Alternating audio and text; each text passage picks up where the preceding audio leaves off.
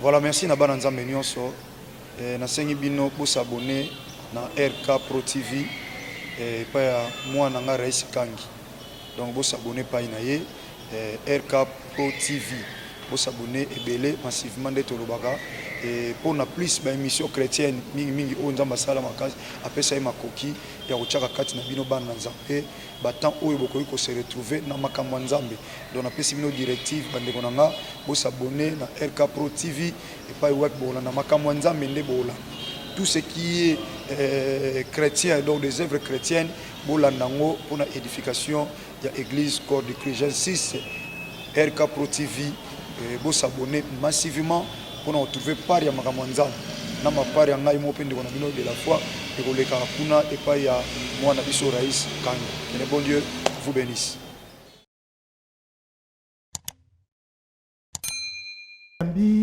Notre pasteur héritier Bissamou, pasteur Herbi, c'est-à-dire Azali pasteur nakati ya église CFC et c'est notre pasteur de la foi Azokamba na Lingomba na biso ya CFC. Bonjour pasteur. Bonjour l'homme de Dieu. Oui, toi na sengolelo ya koyambayo na émission La vraie doctrine. Logo zambali boso par coutume na émission na biso ezaka déjà na point 0 mosi la vraie doctrine d'après yo. On définit la vraie doctrine. Pour moi, en fait, la vraie doctrine, les autres doctrines, premièrement, parce qu'il y a plusieurs doctrines. Oui, la doctrine, mingi réalisée par l'idée de Mango Bakoufa Bazana Samabele. Mais réaliser la vraie doctrine, ils ont célébré à vivant.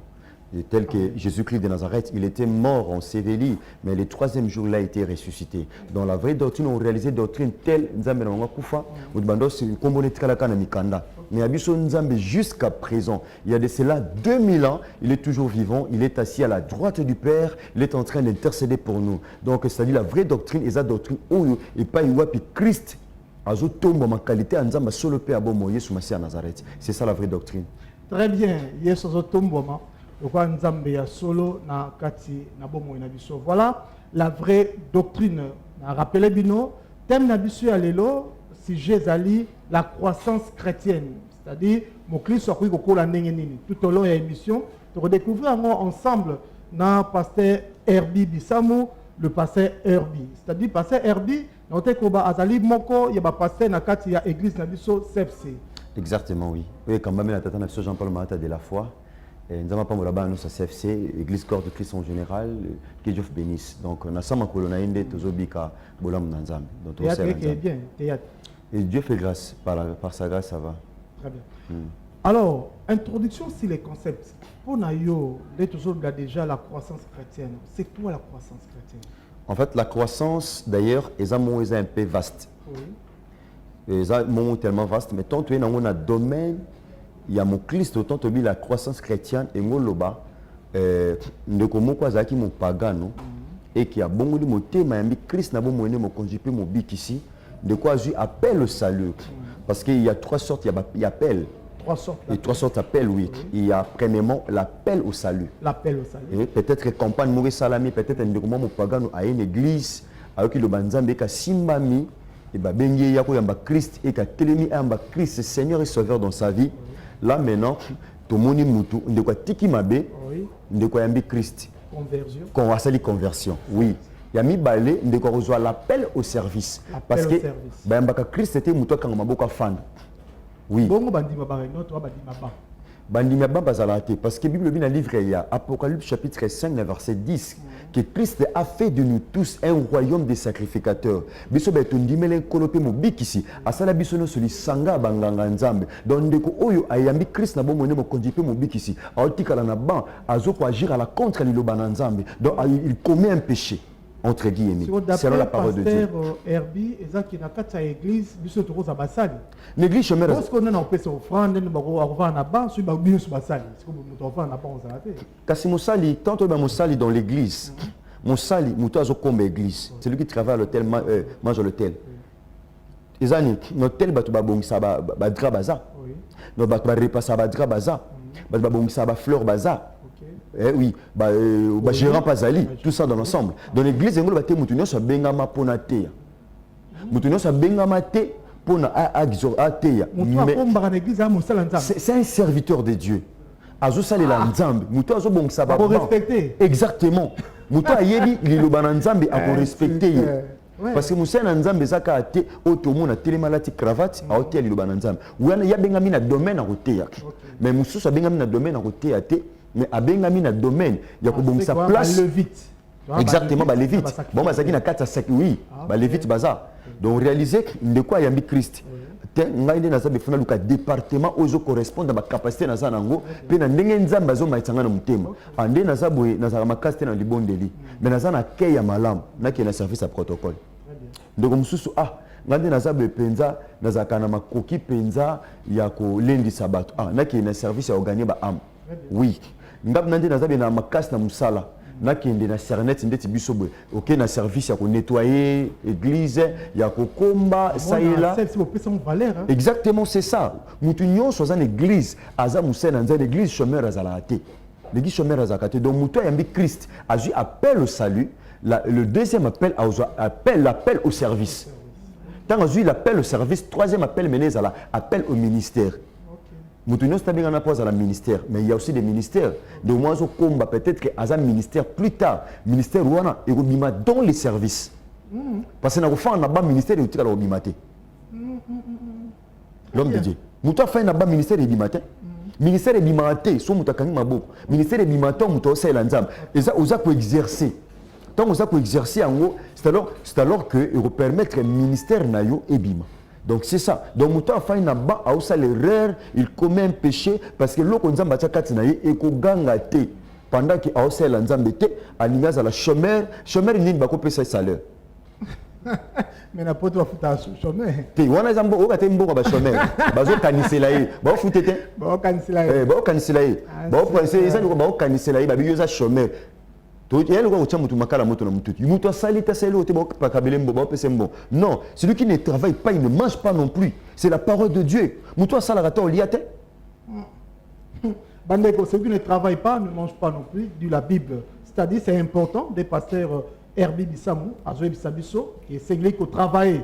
Travailler, comme Bandemsouba dit, prenez de la peine. C'est-à-dire, c'est très, très, très important. Il y a aussi un monsala pour nous foutre au pélobi.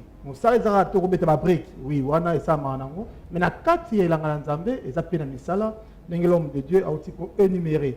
Alors l'homme de Dieu, c'est quoi pourquoi faut-il croître suite au robaki non croissance c'est importante. C'est quoi mon clé soit quoi la ponanini parce que sur avenir dans la bas, ceux qui peut en ça na attaque au combat dans l'église, ceux qui on a c'est tout. Pourquoi faut-il croître? L'homme de Dieu, les chrétiens doivent croître. Pourquoi? Premièrement, la croissance chrétienne, c'est la volonté de Dieu. La vie est évolutive. Même si on a mutu bwezanda qui sapona batu. Quand on a mutu botami, il y a maman moté, il y a parents moté, à ce pela moi on a bota matika la kamwana, matika la bébé. Faut y un jour pour ma parent, le rôle est. C'est ça. Donc réaliser que la croissance premièrement c'est la volonté de Dieu. Même dans le livre de Galates chapitre 4 verset 1er, bah comme le dit aussi longtemps que l'héritier est encore fils, il ne diffère en rien d'un esclave. Héritier, vous avez le patron mené dans mon kilo, au 10 milliardaire. Ah, gloire à Dieu. Si longtemps l'héritier est encore fils. Au 10 patron mené dans mon kilo. Aboti moi a commis à 4 jours, une semaine. C'est moi qui ai bagarre patron. Non. Donc mon temps, inconscient. Donc aux anga kokola eza état ya inconscience. Muto azangi kokola kozwa décision te, au ça la paix choité. Au ça la paix choité. Or la croissance c'est la volonté de Dieu. Dans la croissance, tout le monde a parce que tout le monde a développement. Tout le monde, toi na banzete ni balé auto qui se nisaka dans les mots la croissance, dans les mots croissance. Tout le monde a zeta il y a papa bien on est. Papaye. Le palmier. Ah, toujours papaye. Ah, toujours palmier. On réalise papaye à Zakana Vimoulaïté. Mais si on dit palmier, c'est comme boti ou émondé en haut. Or, verbe émondé signifie couper les branches inutiles. Pendant que bazako émondé en haut, Donc un chrétien doit être un palmier à développer et non un papier à développer.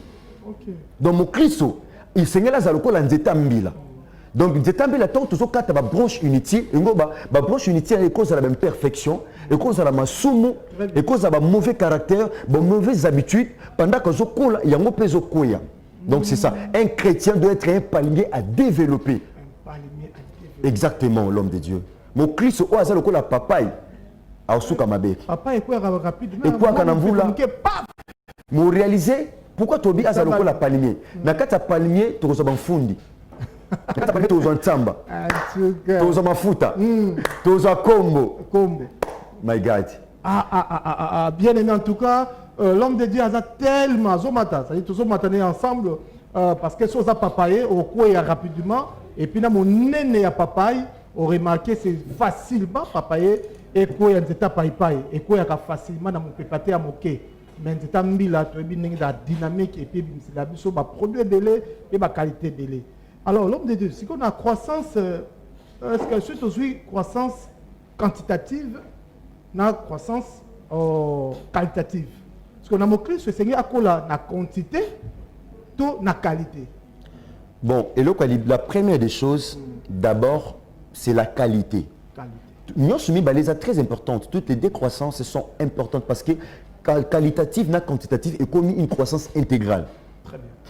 Donc, tu as une croissance qualitative. Oui. Tout le monde est un chrétien qui craint Dieu. Nous sommes premièrement, il prie beaucoup. Il lit la parole de Dieu. Il garde la parole. Christ avait dit quoi? Si vous gardez mes paroles, vous êtes vraiment mes disciples. Alors, si vous priez beaucoup, si vous mettez de l'offrande, si vous payez vos dîmes, si vous gardez mes paroles, là, vous êtes vraiment mes disciples. Et il est question de garder la parole. Un chrétien qui garde la parole, c'est un chrétien de qualité, qui marche dans la crainte de Dieu, selon le principe de la parole de Dieu. Parce qu'il y a tant de chrétiens aujourd'hui il y a des hommes de Dieu à mon séminaire, il n'y a pas de séminaire. Et non parce qu'ils ont mais il y a mon fidèle qui l'église. L'homme de Dieu. Et l'homme où les Africains ont conviction que c'est un péché. Nalandi passé Herbie Nengue attaqué séminaire Jéribal Pena quoi? Dans le sens Kolanda ko copie un enfant de Dieu, un serviteur de Dieu au hasard ko kola. Asaba kamzamba otinda sal. Et non de batuba au sal. OK. Asala katende batuba au sal. Ah mikolo ba olobela mingi. Ah mukolo mu pepebwe. Likolo mu pepe ndape na land. Mikolo za ba prophète ndemu to bazali na top. To ko changer pe ministère. To le évangéliste, ma pasteur, prophète Jéribal. Vous savez, ministère prophétique, il y a un ministère, il y a responsabilité. Il y a un ministère, il y a une prophétie, mais il y a une étude, il y a temps. Quand il y a une question, selon ma prophétie, le ministère est quoi? C'est-à-dire croissance ministérielle. Exactement, ministère est quoi? Laquelle on a anglais, monsieur. C'est-à-dire que évangéliste, Amati, croissance c'est ça comme pasteur, croissance comme prophète, croissance comme apôtre et puis docteur. Ça c'est bizarre. Il y a le rôle de mécanicien comme médecin. Être évangéliste, oui. C'est un ministère. Vous avez déjà évangéliste. Oui. J'aime beaucoup l'évangéliste comme un prophète. Il y a le rôle de médecin, le médecin a commis pasteur. Oui, il y a le rôle de médecin, le médecin a commis chauffeur. Il y a le rôle de médecin, le médecin a commis agriculteur. Non. Donc, croissance dans le ministère, les gens dans le sens que le ministère n'a eu vie. Mais, au Moutalongé évangéliste a commis prophète. Wana Moutana a enseigné. Ce n'est pas une croissance. Ils ont le changer. Parce que Moutapé, c'est un ministère, c'est Dieu. Après, si vous êtes sous ministère, il y a apôtre, monsieur docteur, monsieur évangéliste, pasteur, peu prophète. Il y a 5 ministères. Il y a 4. On essaie de battre papier aux Anzambete. À Kabouli, Dieu à Kabouli. Et le collègue don tendez à 9 dons. Ministère est à mon corps. Jamais un agent pasteur était dans comment pasteur. Quoi? C'est de l'aventure. Mais senti que ma prophétie Zobima. Que dans ce monde petit tango et tout au Keneliboso, dans le monde à Sibi volant, le aussi va voler train. Exactement. Vous savez, ils ont la prophétie au Bible c'est prêt Sabisango. Oh, ils ont toujours rappelé, ils ont rappel pour na bana nzam. Net mutaye biso frère non mon habitumwe belé. Christ Abini, on vous fera la guerre. Alors, bon, on a Jérémie. Nzamba c'est à Jérémie, dans chapitre 15, on a dit verset 19, tina 20. Abi, on te fera la guerre. Nous te voyons, c'est un pasteur Herbi, on a bitumba. Bitumba déjà, bana yamba Christ bitumba déjà, ça c'est la vie nanga. Famille Bissamo, ils ont eu un problème. C'est ça, ils ont bitumba. Donc on va ngelo côté. Nzamba bisinga autombolo, nzamba ça le bon na kata Bible. Alors bi, abini, la crainte de l'Éternel c'est le commencement de l'intelligence et de la sagesse. Et ça déjà ko banga, muto azo banga nzamba. Et azo recommander misa n'est pas nzamba, automatiquement Dieu va le bénir. Muto azo marcher selon le principe de Dieu. Azo respecter 10 000 offrandes. Au réalisé mutu so ba pese prophétie nzamba pambolo tombolo atia mabonza bienté afutara dimité. Mutu ça c'est de l'aventure. Mutu afutara dim nae. Aota monoko banga nzamba. Ata mon affaire masumité. Mutu bongo batu balinga te en bonga na vie. C'est ça. Nana tino to pesa nga prophétie. Oh ba obundisa yo, c'est bon bien. Pour nous être prophète. Et ça prophète a une responsabilité à ça l'étude il y a temps. Tant tout le monde a Jérémie. Jérémie lobini. Abi nzamba ebi singai bana na bino wana kati ya Babylone. Dans Jérémie chapitre 29. Abi bana na bino basi bo balisa mona mibali. Ya mibali so bango basi. Bo luka bonheur ya mboke pai bozali. Pamba te bo l'homme ne dépend de nango. Nzamba bi bo vana bo mbu pendant 70 ans. T'as la prophétie. Oko kanga monde pendant 70 ans. Mais la prophétie n'a biso le lot réalisé et qui n'est qu'au par la grâce de Dieu. Tout le monde en haut. Donc c'est qu'il y a bien zali, il y a bien zali. Parmi les avant faux ils allaient c'est vrai c'est zali. Il y a vrai zali. Oh qui sont dans le vrai. Ba meyebi penza ne pas révéler ah muto azana dans les vrais. Mais on peut ba ko luka mongo ba ko luka tout ba ko luka bazozo ngo par là. To boucler parenthèse wana. Attitude ni ba chrétien ba ko zana ngo enseignant se dans kata bokolia par devant ba prophète na ba prophétie. Attitude chrétienne ko zana. Attitude chrétienne, attitude aux chrétiens quoi adopter, vous allez que c'est un discernement. Pour savoir celui-ci c'est un azam c'est un anzam, c'est un envoyé de Dieu. Est-ce que au azam c'est un anzam? Est-ce que au azam vieux prophète à cause de anzam babina liate na melate, mais oui sangai te lia mela ngai mpaka. Nazo yebisa yo. Oui, vieux prophète ça veut dire. Vieux prophète azam c'est un anzam. Nzamba pesi mission. Abi mission na tindio ko liate ko melate ko pesa mutu mbote te kende. Sala musala bo muzonga. Même paka moko mboka bimeli. Abo moninga na zampaka. Na sali mingi na mukilio. Est-ce que nzambe mtatindio te nzamba lobilia na yo mela na yo. Ba grand ba ko ko sa baleki o bazoya. Exactement. Vous savez donc na kata prophétie ozobima moi na nzambe to boy prophétie te bi to yo ka me to examiner. Tous en a discernement. Ça c'est le message de Dieu. Pour le message de Dieu, il juste pour que biso. Parfois c'est le moment kalameto bosana yango. Moi nandi on moni muto yeba soko discerner muto akoli. Muto dans un esprit de discernement, aza muto akoli on moni mo nanda baza obligé akola. Akola. Obligé. Nandila ba ya ba lima o kokolisa ye. Alors maintenant c'est la quantitative qui engendre la qualitative. Ou bien qualitative qui engendre la quantitative. En fait, c'est la croissance. C'est la croissance qualitative qui peut engendrer la croissance quantitative. Parce que exemple malala et pola soyez malala lila et pola moko. Et comme ça malamu ebele. Oui. Donc muto a déjà muto qualité. Une personne il y a qualité. Un message il y a qualité. Un message il y a qualité. Un enseignement a qualité. Oui, et qu'on fongola, et qu'on mamounène. Mais lorsqu'on on disait ça, ils ont quantité à pamba, mounène à pamba. Au réaliser, ils n'ont pas super comme qualité. Parce que qualité, ils ont une base, ils ont un échantillon, ils ont un ils ont un malin. Ce qu'on permet d'illustrer. Je vous en prie. Trop batté parce que ils ont toujours moins à miso, puis tout le monde va fleur, tout ce qu'on a CFC. Le pasteur de la foi n'a message venu à foi. Alors, d'après eux, quand croissance dit tout le monde à CFC. Bon, en fait, tout le monde, quand Dieu avait appelé l'homme de Dieu, Jean-Paul Martin de la foi, il était tout seul. C'est une personne de qualité. Hein? Tout le monde a qualité. Azaki Yemoko. Abima l'église mère n'a 6 personnes qui n'étaient même pas les ministres de Dieu. Les bons samaritains, pas de couteau à Coronabiso. Ah, n'a passé à l'encoum. Oui, exactement. Gloire à Dieu. N'a pas si moti, n'a pas si un bon samaritain. C'est gentil. 6 plus 6, ça fait 7. Oui. est-ce que bazaki quantité ou qualité? Bazaki qualité. Cette qualité-là, il y a un sali qui aime ma quantité.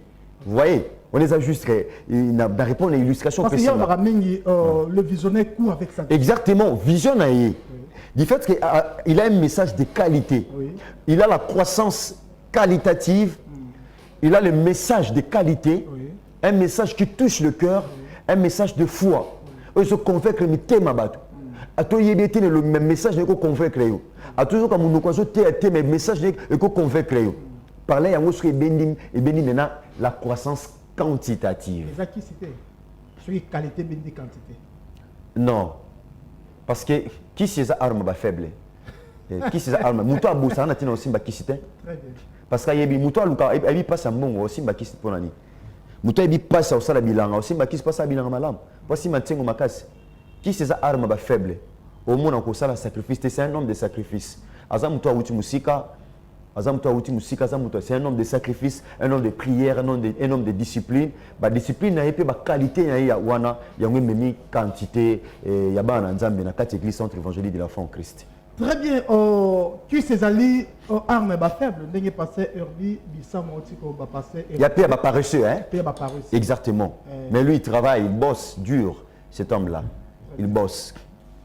Oui, lui, c'est le pasteur de la foi. Jean-Paul Mayata, Milanda. Oh, puis pas patron Nabiso, boss Nabiso, na de la foi TV, puis na groupe Maïmil, c'est-à-dire Mayata Milanda, où ils ont Nabiso évolué calmement dans le ministère du journalisme aussi. Alors l'homme de Dieu, on a comment grandir comme chrétien, c'est-à-dire chrétien qu'on la n'engagé, on va te parler sur la croissance chrétienne.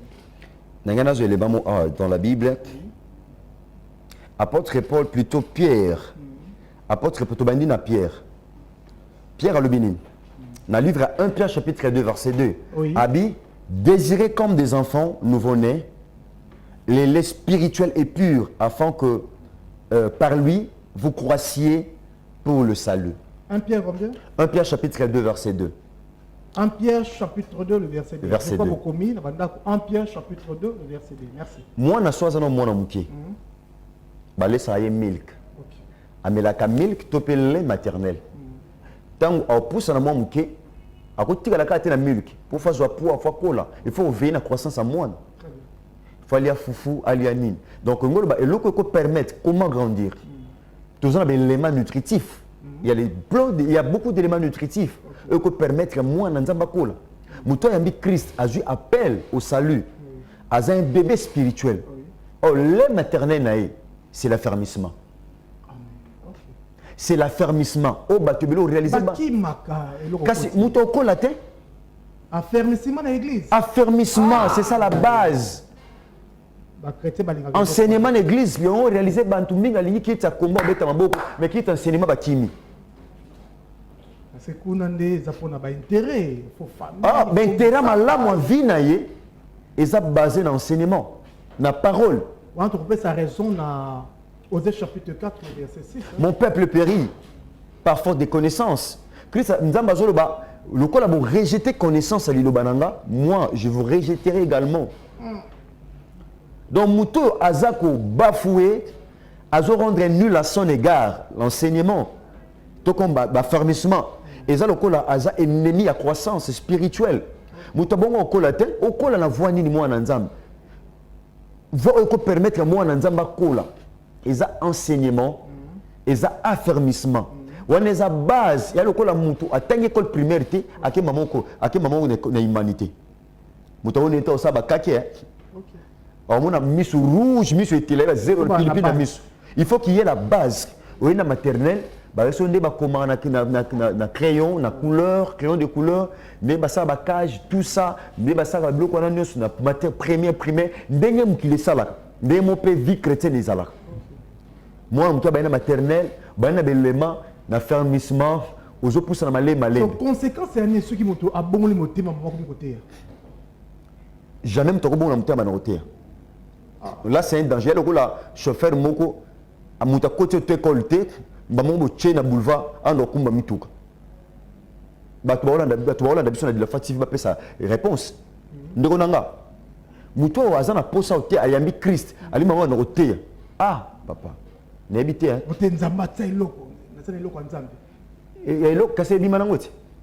faut aussi que la montant. Qu'est-ce qu'il faut le canal procédure oh yopoko là. Tout le monde a un peu mingi. On a de comment azaki au sel à mukili, azaki mission mon mukili. Abon mo tem mo nana komi pasteur. On devient pas pasteur, on devient enfant de Dieu. Ba comment pasteur té, ba comment bazarano no mwana na nzambe. Jean chapitre 1er, dans le verset 10 à 13. À tous ceux qui l'ont reçu, à tous ceux qui croient à son nom, elle leur a donné le pouvoir de devenir enfants de Dieu, de devenir pas pasteur, enfant de Dieu. Même le pasteur est enfant de Dieu. Mais là, on passe sur Bengue frère Bitoumébimi.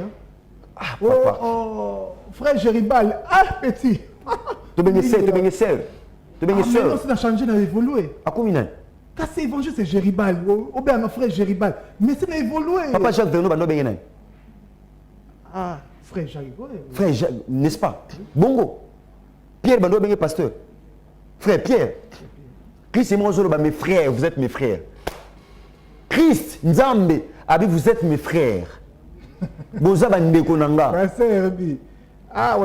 Mon père de la foi est mon frère. Azan Ndeko Nanga.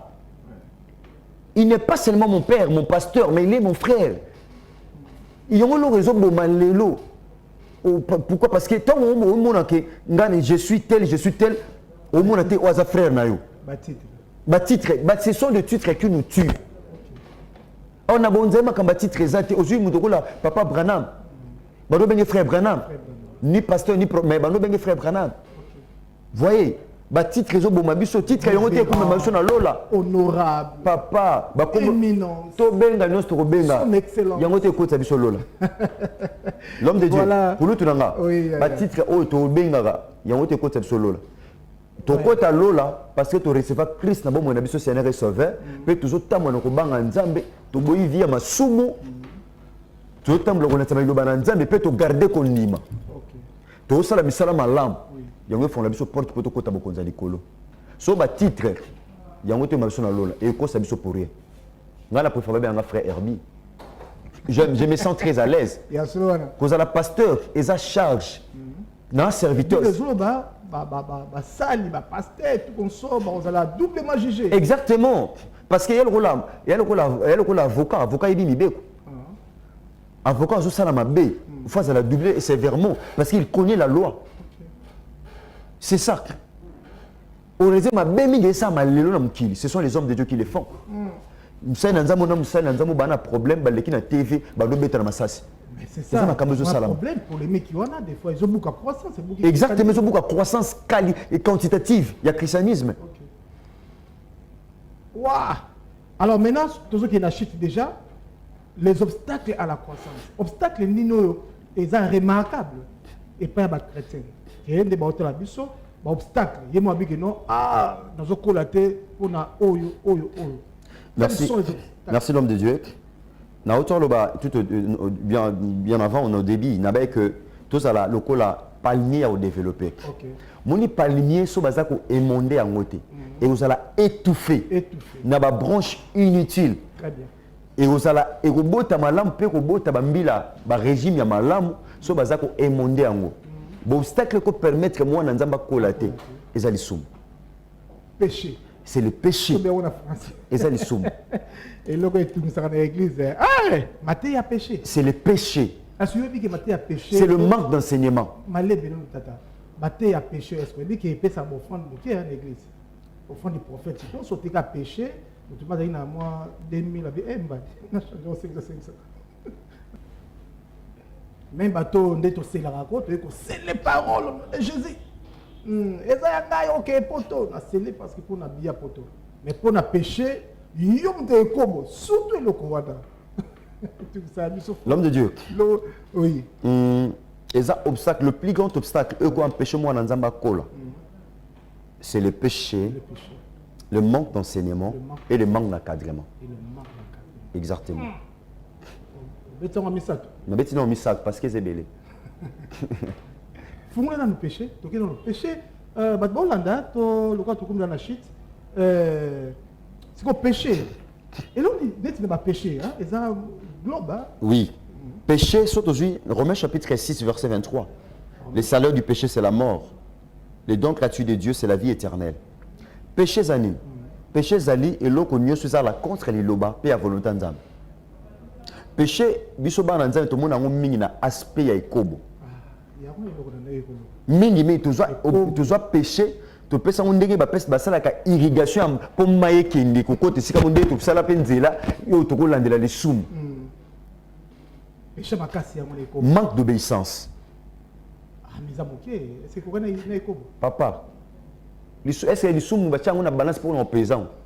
Ou ils ont la balance mo ba paysan. Manque d'obéissance. Manque de respect. Na ba kulutu. C'est un péché. Vous avez manqué mon temps, c'est un péché.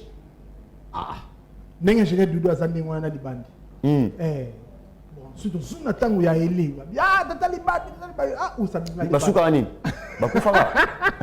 Exactement.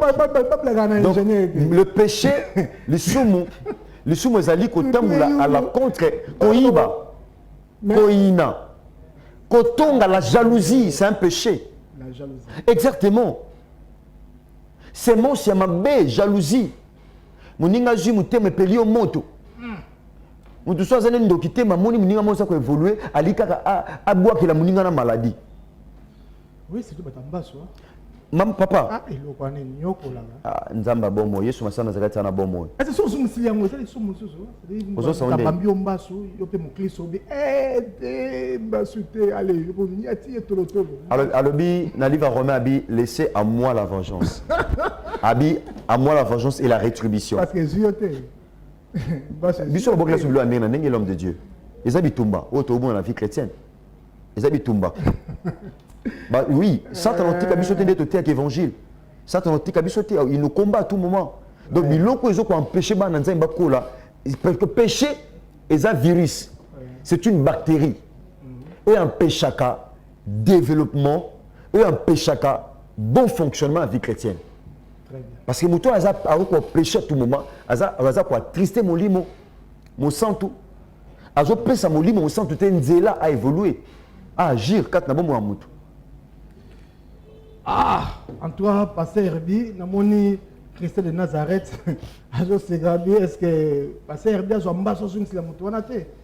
Bon, même fonction on dit mangote parce que mo ba chrétien ba bungaka, akiro luka pinza mbaso abi ya bete ngamo bete 3. Wana sko akolate. Wana kolate. Exactement. Papa, grandir, mouton to ba la croissance. Mouton kolissé qu'il a une base. Maturité. Il a la maturité. À la base, donc il garde la parole. Il va combattre pour lui. Abi gardez silence, je combattrai pour vous. L'Exode chapitre 14. C'est lui qui combat pour nous. Moi, je fois kola, même droit naïe. Yomoni Christ, azoïb ça va disciple. Dans le livre Jean chapitre 15. Abi je suis le vrai cep. Vous êtes les sarments. Abi sarment nyoso so kangamananga. Et koko la paix kobo tambuma.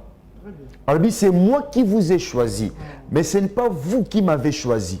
Je vous ai choisi pour que vous alliez et que vous croissiez et que vous portiez des fruits et que ces fruits demeurent. Les fruits demeurent. Mouton koli a reproduit ba fruits eux ko demeurer. Moi nanzambo a gardé le bananzam.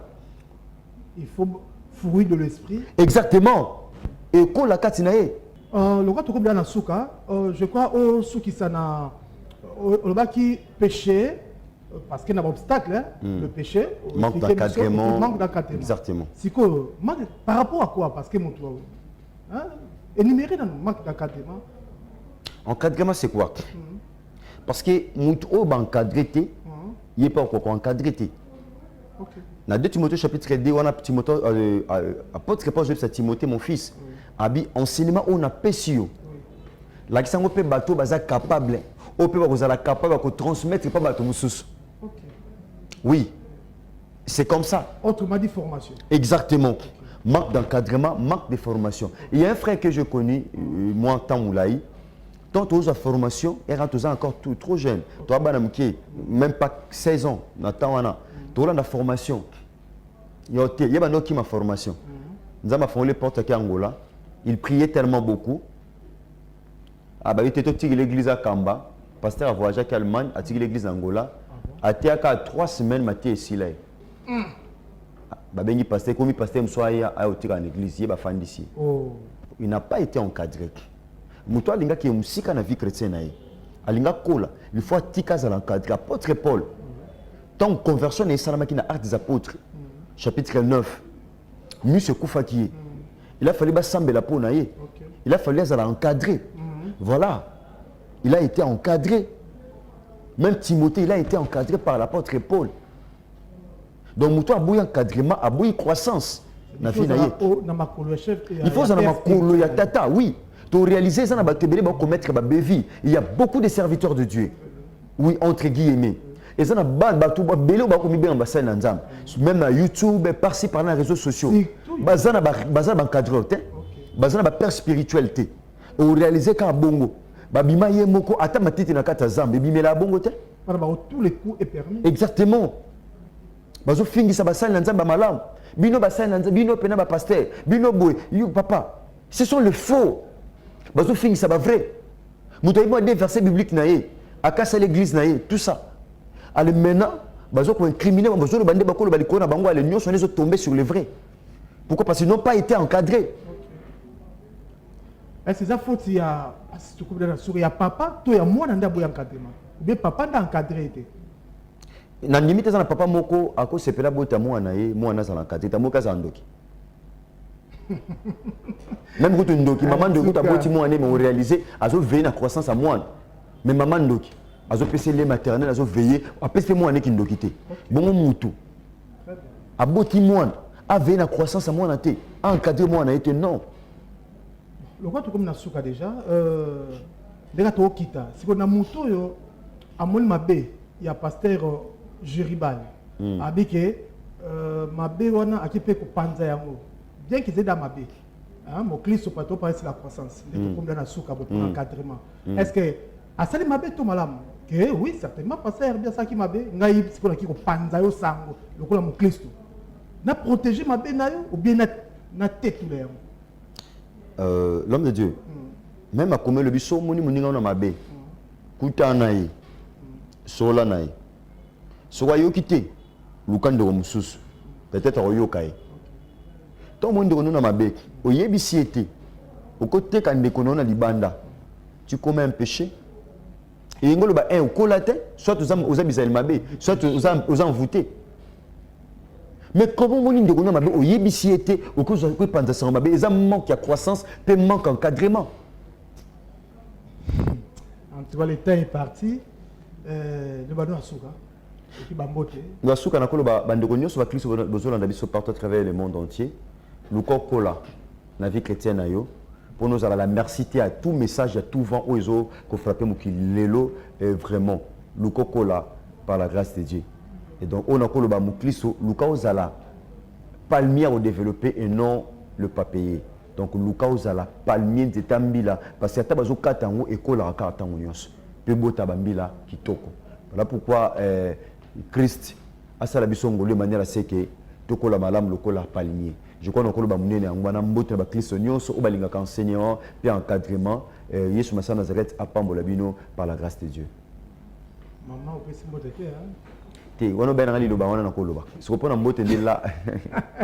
merci. Merci à mon père Jean-Paul Mahata de la Foi, le patron, notre chef. Merci à Nyos CFC, Centre évangélique de la Foi en Christ, Bana Kodef. Bino Babolinga, Kodef, Kuta Kodef à mercredi, comme à 7 h, tous allons par la grâce de Dieu. Merci à la école de la foi où chaque lundi, merci à ma très chère épouse, Maman Laetitia Kubikula. Maman Laetitia Kubikula, ma très chère épouse, que Dieu, moi, il y a Maman Florence Kubikula.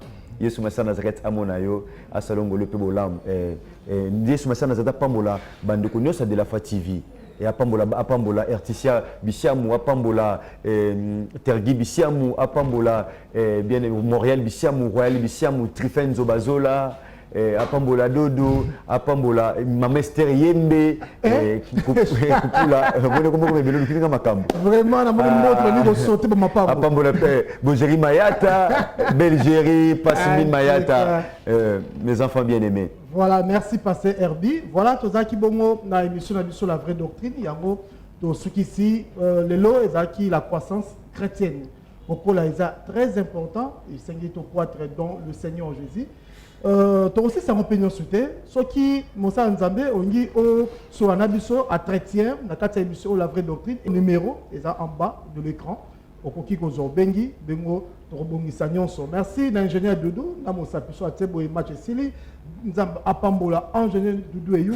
Apambola mo Rabbi Mavinga. Bogos Anderson. Bogos Anderson mutunangai Nataki Futa. Nataki Futa. Trésor Ntingi. Trésor Ntingi Peggy Gotekele. Gotekele.